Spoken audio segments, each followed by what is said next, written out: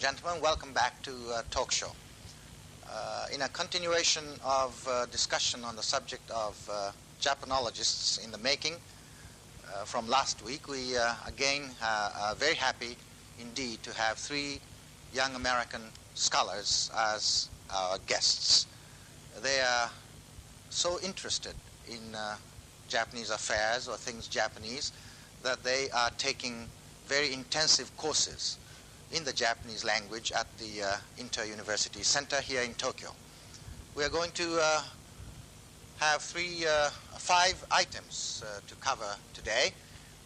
In the first place, we are going to ask them to tell us a little bit about the profile, so to speak, of the typical or average student at the center. Secondly, we would like to spend some time talking about whether or not they consider themselves primarily to be Japanologists, as the title indicates, or either a political scientist or a literary critic or a historian who happens to be very seriously interested in Japan. In other words, how do they place themselves in the matrix of scholarship on Japan? The third item we are going to cover is the way Japan looks to them. Are there any things about Japan that are particularly interesting, extraordinary, even weird at times, I suppose? Or are there any things about Japan which they think they can learn from or emulate? And the fourth item is concerning their individual plans for the future with their expertise in the Japanese language or Japanese affairs. And as an additional bonus, as it were, we are going to have a little chat, a very casual chat, of course, in Japanese on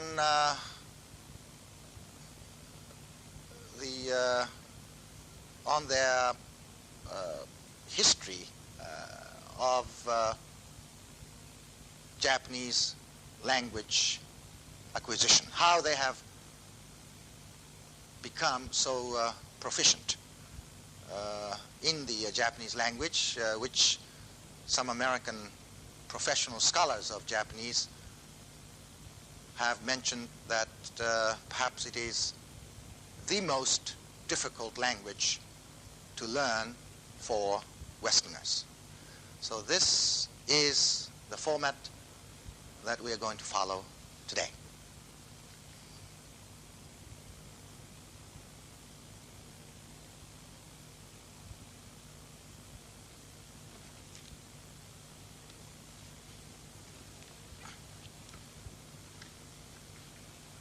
Welcome back.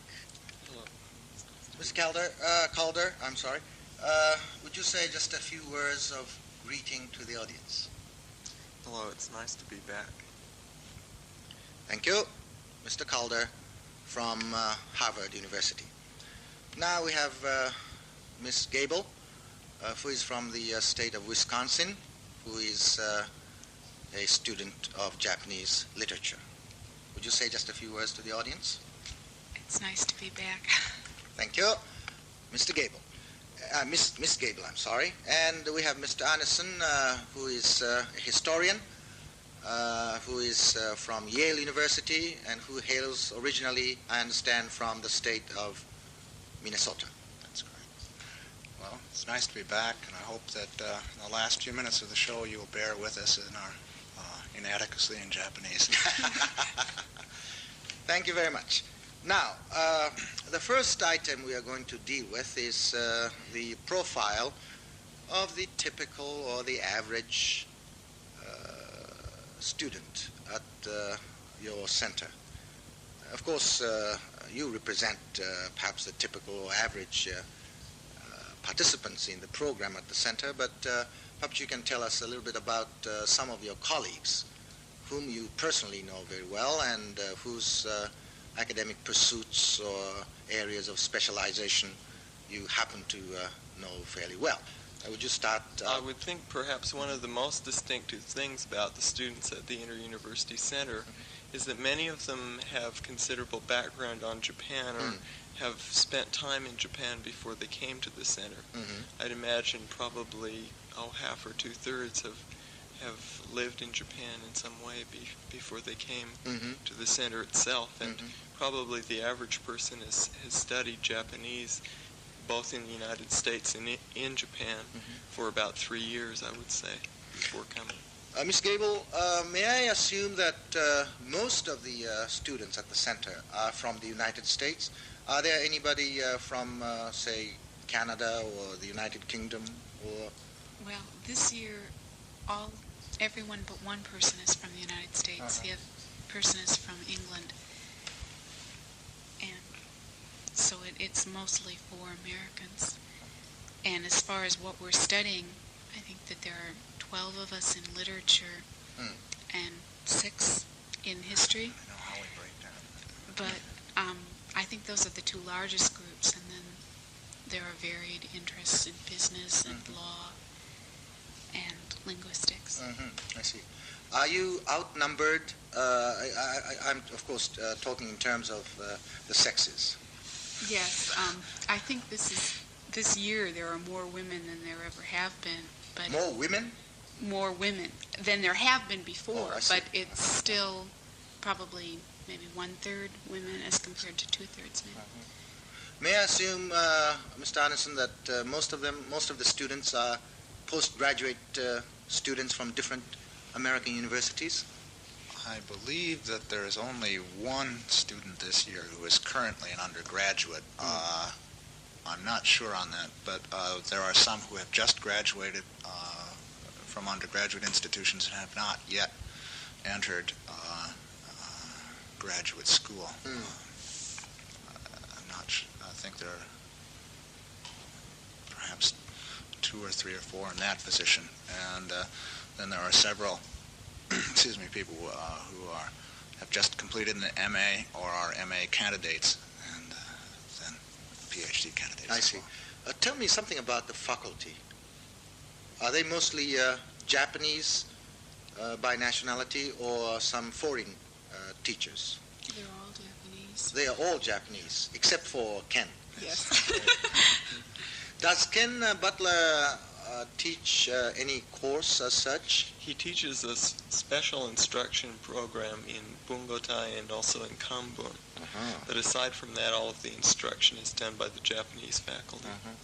You know, Ken Butler did his doctoral dissertation on the tale of Heike. And according to some of the newspaper accounts that I read, he made a very detailed study of the Heike Biwa reciting throughout Japan. So he is a real professional scholar on the tale of Genji. Tale of Heike, I'm sorry. Of course, you read the tale of Heike, Mr. I've read Gable. parts of it. Parts of it? I won't claim to have read it all. There is one of the men at the center this year is trying to do a comparative study between the tale of Heike and the Chanson du Roland, the French I see. song. From the standpoint of comparative literature. Comparative literature, but I think Dr. Butler is helping him on that. Oh, is that so?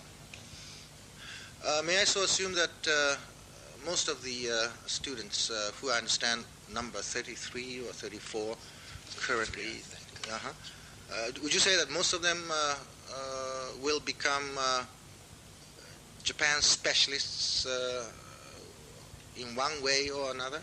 No, by that you mean academic specialists? Yes, academic specialists, yes. The assumption is, I think, that almost all of them will. There are people at the center, however, who there's one person, for instance, who is definitely going to Harvard Business School when he gets back, so he's not obviously going to be an academic specialist. There's another person who I believe is going to go to work for a consulting firm. Where money is. Right. I understand that you are thinking also in terms of pursuing either a legal or a business career after you finish your doctorate. Am I right? I think probably not a business career. I am quite interested in the possibility of doing consulting work, perhaps for one of the consulting firms which work here in Tokyo. After I finish, I would like very much, of course, to teach. That's my primary goal. But the teaching situation being what it is in the United States right now, I don't think any of us can be sure that we're going to be able to do that. That is exactly the point that I meant to cover in my fourth question. Because, of course, it is an old familiar story that there is no money in teaching in the first place, whether in the United States or here in Japan, and I'm suffering the consequence. And, of course, Japan, after all, is so esoteric as a subject or as an entity, and I cannot help wondering what you are going to do with your expertise in Japanese. Are there job opportunities available to you after you graduate? Of course, I'm poking my big nose into, again, personal affairs, but perhaps we can talk about that subject. I think that probably depends to some extent on the particular discipline that we have to be in. In the area of government, for example, Japanese politics is a neglected field in the United States. It wasn't really until the Nixon shocks that American universities began to have specialists dealing specifically with Japanese politics. They would generally have a China specialist who would also teach some courses on the side in Japanese politics without being a real specialist.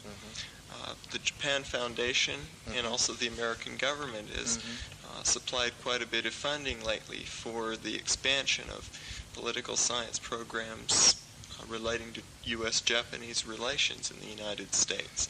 So there are more opportunities for teaching in political science than there are in many fields. And then, of course, there are also opportunities such as the diplomatic corps and also working business for people in political science and also for those in economics. Of course, you represent economics and political science, which perhaps are a little bit more pragmatic than literary studies that you specialize in. And what are you going to do? Well, until I finish my doctorate, it's going to be hard to tell how the market's going to be. But I think that I'm going to have to be prepared to do a number of things. Either teaching just about Japan at a small university, or perhaps even trying to do some translating or something in that line. I don't really know. I would like to be able to teach about Japanese literature or comparative literature, but of course in these economic situations it's hard to tell exactly what will be available 5 years from now. So I'm just going to try to be open to whatever will happen then. Talking of translation of Japanese literature into English, we have many male translators of Japanese lit, such as Dr. Keene of Columbia and Professor Hibet of Harvard and Mr. Seidenstick of Michigan and so on. They're all male translators. Are there any female translators of Japanese literature into English that you know of?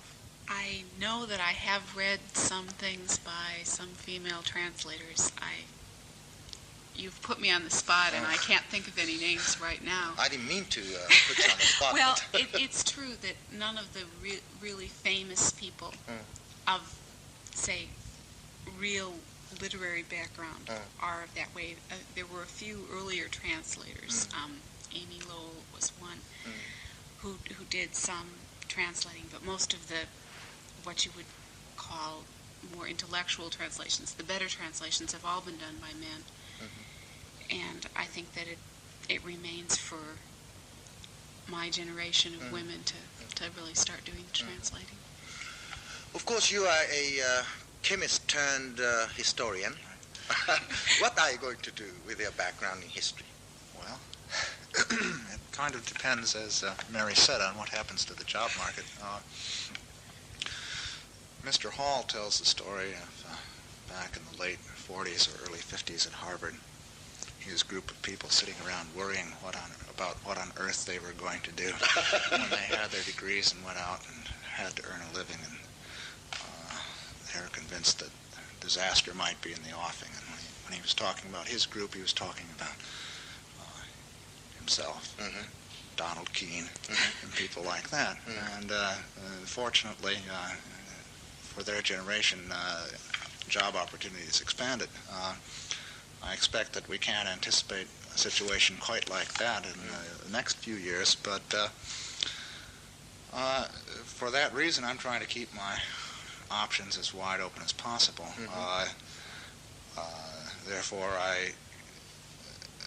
to some extent, although I like to think of myself as a historian, I'm perfectly willing to let people call me a Japanologist and try to get me to teach whatever on Japan they want me to. I'm also trying to keep open the possibility of teaching English history, which is one of my minor fields, and of doing legal history. And the last resort, I may have to go back and resurrect my chemistry, but I'm hoping that I'll be able to stay with Japanese studies in one way or another. I hope so too. Well, of course you have been living in this country for quite some time, and you have been exposed very extensively to various aspects of Japanese life. And how does Japan appear to you individually? Are there any points, or are there any aspects of Japanese life which strike you as being very Japanesey, or exclusively so, or as being very extraordinary, or hard to comprehend, or hard to be empathetic with, or some things which you think you could perhaps learn from? And I would appreciate it if you would give us some very concrete, mundane, down-to-earth examples. One thing I think that impresses me quite a bit about Japan is the respect that I've found in various groups for minority opinion. Generally speaking, respect for minority opinion is considered to be a trait of the West, and not so respected in Japan. But I've found that in almost any group that I've been, or almost any group that I've witnessed, that those who were dominating the group, those whose opinion was ultimately going to prevail, were not able to prevail until they were able to obtain some assent from the minority, or the decision was not finally made till the minority came around and agreed in some way. I think a good evidence of how inbred in Japanese character this respect for rights of minority is perhaps the reaction to the Kishi government's security treaty, attempt to put the security treaty through without the acquiescence of the minority. Which means, by implication, that Japan can or could be more democratic than the United States? I would say so. You would say so? In a very important respect, that it is. Well, there's many things that intrigue me about Japan. That's why I'm studying Japanese literature. I think the first thing that I noticed was its appreciation for beauty and a different way of looking at beauty, and that probably drew me in more than anything else. But what do you mean by "do you in"? Drew me in. Oh, drew me. Oh, drew you in. Did me in. At any rate, what I'm interested in now, however, just since I've been here this fall, is the difference between the strength of the group in Japan and the individual freedom that you have in the United States, and how this affects, just about everything. I guess what impresses me about Japan and about Tokyo is that I'm in either the largest or the second largest city in the world, and yet I'm always safe. In an American city, I wouldn't be that way. And this is hard to explain in a short period of time, but I think that this boils down to the fact that Japanese society relies on the group. There's a stronger sense of group and community feeling and responsibility towards that group. And so you get less of a feeling of freedom and individual expression on the one hand, but you also have, a stronger feeling of safety and stability on the other. And, there are many things that both countries can learn from each other. Thank you. I think that I'd have to agree largely with Mary about what strikes me most strongly about Japanese society. The United States now is, I think, increasingly suffering from atomization and alienation of individuals from the society. Yale is in the city of New Haven, which is a pretty rough city on the eastern coast of the United States, and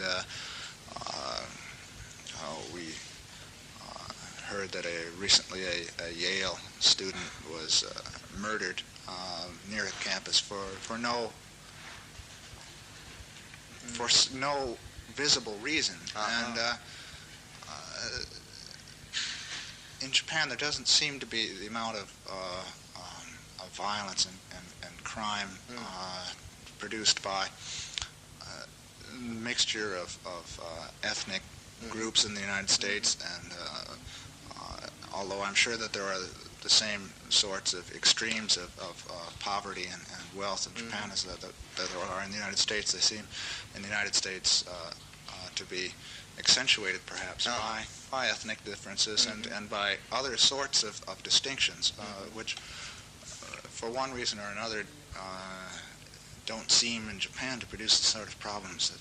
Would you agree with the statement that violence is as American as cherry pie? Would you subscribe to that statement? Well, certainly as not being a social scientist, I suppose I can I can say that without. No, I think as just as a casual impression of mine as an individual with no particular understanding of social phenomena or anything like that, I'd say that violence is very much a part of Americans. One final question, and in the interest of time, we have to be very brief as far as this item is concerned, and that is, do you consider yourself to be more of a Japanologist or a Japan expert, or, in your case, a political scientist? I think I consider myself to be more of a political scientist, although I have a strong interest in Japan. Japan is the only industrialized nation in the world which is a non-Western nation, and as a consequence of that fact, there are a number of phenomena which for the political scientist and the economist are very important to investigate, which relate specifically to Japan. Literary critic or a Japanese specialist? I'd have to say a literary critic, although I like Japan very much. Historian or a Japanologist? Well, I'd like to think of myself as a historian, but to recount my own history, I got into history through Japan. But I'm prepared to think of myself as a Japanologist if that's what I have to do as well. Because I think any Japan specialist is periodically expected in the United States to be able to predict who the next prime minister in Japan is. All right. Now, normally we, at this point in time, as Ziegler put it, I normally give a summary in Japanese. But instead of doing that, instead of following the normal procedure, we're going to have this chat in Japanese as to how you individually have try to tackle this monster, which is Japanese. 日本語でちょっとねお話し合いを、したいと思うんですけどね。あなたの場合ね、日本語を勉強しておられて一番難しい厄介なのは何ですか？上司の使い方は私には一番難しいと思います。例えば和とがの区別の間によく違います。そうですね。和とがの使い方ね、テニオ派ですね。助詞の使い方が難しい。私たちにとってもね、前置詞、プレポジションの使い方非常に難しいですね。それから冠詞、articles、the、a、zero article、大変難しい。あなたの場合一番厄介なのは何ですか？そうですね、上司も入っていると思いますけども、一番難しいのは敬語だと思います。敬語。そういう考え方には西洋にはほとんどないので、そうですね。ちょっとやりにくいと思う。そうですか。英語では、もちろん日本語ほどには敬語の区別はありませんね。でも少しはやっぱりあるでしょ。あることはありますけども、日本語のほどには全然ない。そうですね、おっしゃる通り。あなたの場合はね、一番日本語で厄介なのは何ですか？そうですね。上司も難しい、敬語も難しいですけれども、私にとっては話し合うときに、そうですね、日本語の相づちとか強調とか英語のやり方とずっと違いますからね。そうですね。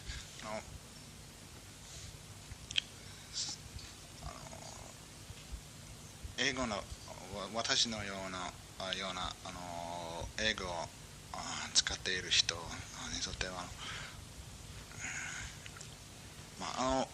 強調というのはなるほど。大変。アレさんはなんか古文書のね、古文書の勉強もなさるんでしょ？そうです。古文書は別としてしましたけれど、古文書はもちろん大変難しいです。それはそうでしょう。我々にとっても難しいですね。もうほとんど不可能ですよ、読むことはね。そうですね。先生が前におっしゃったように、ある西洋人によると、西洋人にとっては一番難しい外国語は日本語だかもしれないんですけれども、そうですね。話している外国語としては、日本語はそんなに難しくないかもしれないんですが、問題は日本語にとってはいろいろなたくさんな問題があります。そうですね。漢字があります。書き言葉が難しい。そうですね。話し言葉はそんなに難しくない。漢字がなければ、日本語はそんなに難しくないかもしれないですが。何か？日本語の文法は英語の文法より合理的と思う。日本語の文法の方が合理的？なるほどね。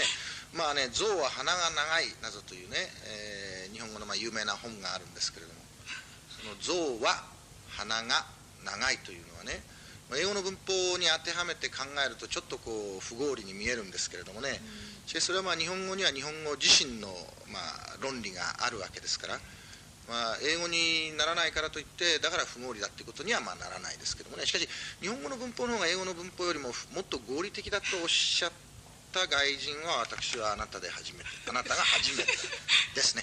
もうね時間が来たんでね、終えなくちゃいけないんですけれども、とにかく先週とから今週2回にわたってですね、ご協力をいただいて本当にありがとうございました。一つ今後とも日本のためにね、日本のためにというか日本研究のためにですね、さらに努力をしていただきたいと思います。本当にありがとうございました。こちらこそ。